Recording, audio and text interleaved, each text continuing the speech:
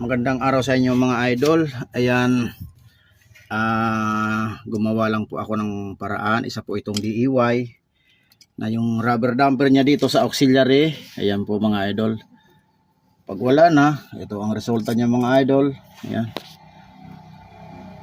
Pag mabigat ang karga mo, siyempre aabot yung auxiliary dyan. Pag wala ng goma yan, dahil yung rubber damper niya ay lumalagatak yan dyan. So imbis na bumili tayo mga idol, ay nag-DIY na lang tayo. Ayan mga lods, apat kabilaan yan. Ayan. Yan yung goma yan ng gulong ng sasakyan. Pinutol natin, may tabas. Ayan. Sinukat natin yung yan. Tingnan nyo mga lods. Ilalagay na natin yan dyan. Ayan.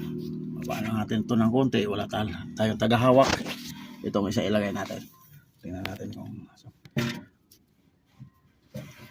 ayan, so kailangan na pang ibaba.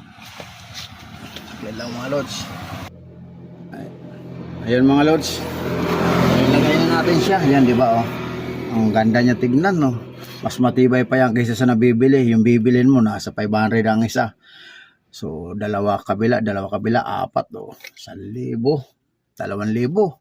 Samantalang yan, bibili mo lang tornilyo lang mga idol. So gagawa ka lang kung matyaga kang gumawa mga idol. So ito lang yan mga idol, oh.